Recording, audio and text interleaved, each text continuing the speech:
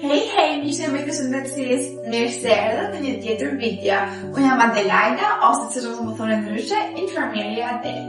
Kjo video e kemi bërë dhe herë tjetër, pra kemi ideuar dhe herë tjera si storytelling, si bisedime së bashku, por këtë herë të themi që mbani një logo në të 10 minuta me infermierën Inflotekas Podcast. Atëherë, sot nuk të flasim për protokolle, nuk të flasim për libra, nuk të flasim për teori shkencore, të flasim për një tematikë që na prek të gjithave të paktën një herë në jetë. Teksa që duket biseduar me shoqet e mia para disa ditësh, thamë, po në fakt po mendonim dhe po s'më kujdes ditën tonë të parë të punës, edhe ato fillimet tona si kanë qenë të bukura të vështira, por të themi që të gjitha kishin një ndjenjë përbashkët, frikën edhe shfrytëzimin. Sot të flasim për realitetin që shumë infermierë e jetojnë, e shikojnë, e përjetojnë, por shumë pak e thonë me zë të lartë atë. Unë mora qajnë tim me dhe jetuajën dhe le të nisim sepse sot do të flasim gjallë, të bisedojmë gjallë për shumë gjëra.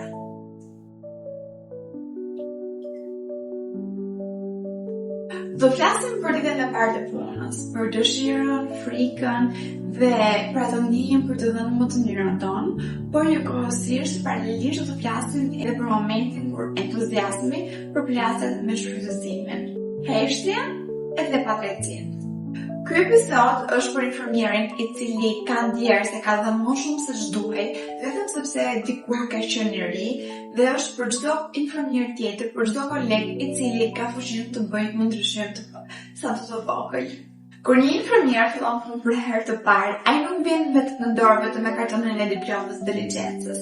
Ai ashtu vjen me frikë, vjen me netfajxhum, vjen me dëshirë, me një entuziazëm të madh dhe me bindjen e plotë që do të gjejë një ekip mbështetës, me bindjen e plotë për këtë profesion, por realiteti nuk është gjithmonë kaq i butë. Ai vjen me një bindje të pathënë nga dikush, por me një bindje e cila buron nga mendësia vet që në këtë profesion ai do të mbështetet dhe do të rritet profesionalisht nga kolegët e tjerë. Do të mësojë nga ata, por edhe në të ardhmen ai do të mësojë të tjerët.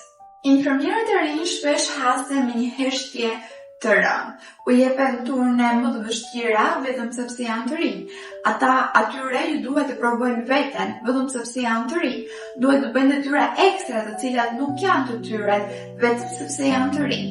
Ata nuk flasin dhe nuk duhet të flasin vetëm sepse duhet të provojnë veten që janë mjaft të aftë për këtë profesion. E kështu pa kuptuar, entuziazmi shndrohet në lodhje, ndërsa respekti për të tjerë të profesionin shndrohet në detyrim dhe në shfrytëzim. Kur kam nisur punë për herë të parë në të spital, tani që kthej mendimet mbrapa dhe kohën pas, nuk ka qenë eksperjenca më e bukur, eksperjenca nga ato më të mirat për fillimin e flas gjithmonë, për të them që është eksperjenca në të cilën unë sot ndihem krenare për Adelaiden, e cila arriti ta tejkaloj dhe të çoj vetëm me vet sot ku është këtu. Para jush dhe para të gjithëve, që po të them të lartë këtë depo e bërtas, njësoj se çdo bërtasi çdo kush tjetër. Asaj kohe nuk dija të merrja asnjë analizë, nuk dija të menaxhoja një rast hipotimie, nuk dija të drejtat e mia si infermiere para pacientit, por njëkohësisht nuk dija as detyrat e mia, se çfarë përkiste të bëja dhe çfarë jo, sepse praktikisht po gjëja vetë nuk e bër çdo gjë. Me një detyra të cilat nuk më përkisin fare siç e thash edhe pak më herët, por unë i bëja pa hezituar dhe pa bërë fjalën ndryshe në farë mënyra, vetëm që të mësoja, vetëm të filloja të dija rreth infermierisë, të dija rreth profesionit tim. Ato shkonin dhe thonin tek doktori, pra tek shefi, fjalë jo të mira për mua, fjalë të cilat kishin ndikim drejt për drejt në rrogën time, duke marrë kështu edhe hakun tim. Punoja shumë pas pune, stresi, presioni, të gjitha këto fillon të ndikonin edhe në jetën time pas pune. Fillova që jo të lija aty midis mureve, domethënë që mbylla dera dhe lija aty çfarë do të në punë, por fillova që të mbarsja dhe të flisja, më saktë të shprehja edhe tek të dashurit e mi, tek familjarët e mi. niset duke i përtitur, vazhdimisht, nuk arrin të bisedojë dot me ta, nuk mund të bëhet një bisedë konstruktive, niset të shaja çdo ditë, domethënë shaja për mua ishte diçka normale. Ishte rutinë një farë mënyrë, që më paroja punën, vija në shtëpi, qaja, bërtisja, flija shumë. Kjo është një ditë time normale. Çdo natë flija me idenë që nesër në punë do shkoj dhe do të jam ndërheqja. Si që thashtë dhe pak më herët, kjo gjuhë kthej në rutinë. Nuk ishte më rastësi, por ishte zgjidhja e tyre për të më trajtuar mua në një mënyrë që ndoshta ato i kanë trajtuar dikur. Kjo u bë e padurueshme, unë që transformuar në njëri që nuk e njeh më veten time dhe kuptova që duhet të jepi një zgjidhje, duhet të jepi ose fund ose duhet të ecë përpara. Në krye të këtyre javëve, e stakova mendjen time dhe thash, unë do shndroj në këtë profesion, do shndroj në këtë klinikë, vetëm që skalitem, pra karakteri im skalitet me tipologjinë njerëzish të tillë, që në të ardhmen unë do di si të reagoj, do di si të veproj, dhe të mos jem më infermieria e re. Vendosa që këto situata ti menaxhoj me mençuri dhe jo me naivitet. Unë ende nuk thoya jo më, pra ende i lejoja këta njerëz, pavarësisht se kisha menduar që unë do qëndroj, do luftoj, por ende nuk kisha jo guximin, ende nuk kisha momente duhur për të thënë jo. I lejova të më shfrytëzonin në një farë mënyrë, pra të bëja punë ekstra, se nuk më përkisin, vetëm që unë të mësoja dhe të arrija të pusja vetëm në situata qoftë me pacientit apo qoftë manipulative, që unë nesër pas nesër mos ta kisha më nevojën askujt, por prapë isha një infermiere e zonja dhe e kompletuar. Heshta derisa krijova sigurisht tek vetja ime, sigurisht tek infermieria del, heshta derisa mbylla informacione për secilën nga ato. Për 2 muaj, jo më shumë se 2 muaj, 1 muaj e gjysmë 2 muaj, unë thash jo time të parë. Thash jo time të parë dhe kjo jo pasua dhe nga shumë jo të tjera. Hasa rezistencë në fillim, normalisht në ato sepse nuk po e kuptoni se çfarë po ndodh, nuk e kuptoni nga po më lindte kjo vetbesim, kjo siguri, pse nuk po kishin më nën kontroll, por tashmë radhë ishte imja, unë nuk lëshoja më për asgjë, derisa vendosën një tetin tim në vend.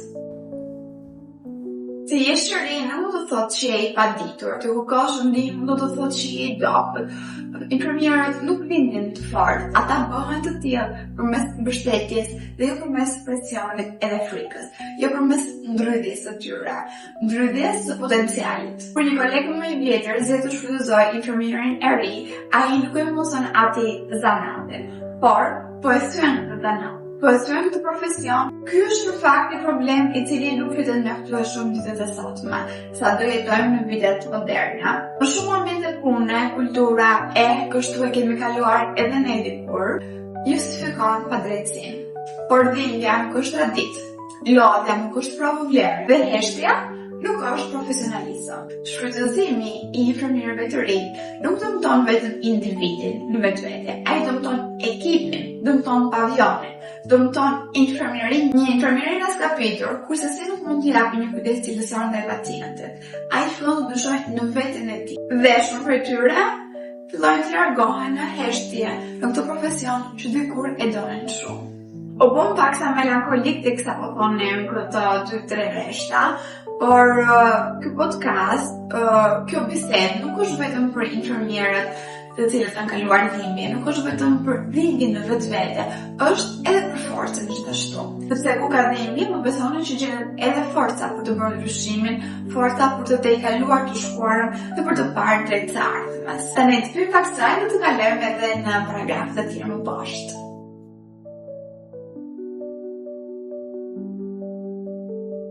Çdo infermier që i ka tejkaluar dhe i ka mbetuar këtyre ditëve të para është më i fortë se sa ai mendon. Të thuash jo ka rëndësi dhe të vendosësh kufit e tu të bën më të shëndetshëm gjithashtu.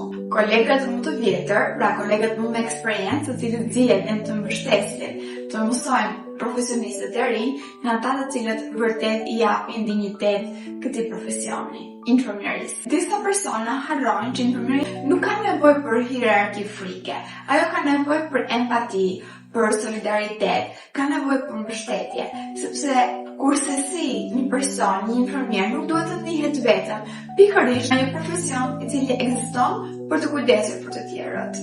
Nëse ky episod zëri diçka brenda teje, dihesh nuk je vetëm. Shumë të tjerë kanë kaluar para teje këtë dhe disa janë nuk e kaluar edhe momentalisht. Disa në heshtje, disa në lop, si në rastin tim, dhe disa duke zgjedhur të praktisin këtë profesion. Por, ndryshimi nis kur ne fillojmë të vendosim kufrin tan, kur ne zgjedhim të mos heshtim më, por të flasim, të ngrejmë zërin ton për të drejtat tona. Fillon kur ne zgjedhim të mbështesim të tjerët të cilët janë pas nesh, infermierët e rinj, dhe jo zgjedhim të përsërisim të njëjtën padrejtësi që ne na është bërë dikur. Infermieria është profesion kujdesi dhe jo shfrytësimi. Është një vend ku neve duhet të lobojmë për dinjitetin. Është një profesion dinjitos, humanist dhe një profesion ku neve humbasim vlerat tona në të. Faleminderit që ishit pjesë të këtij episodi, faleminderit që më dëgjuat me vëmendje. Jam shumë kurioze dhe dua shumë të lexoj komentet tuaja poshtë për të ditur edhe mendimin tuaj rreth kësaj çështje.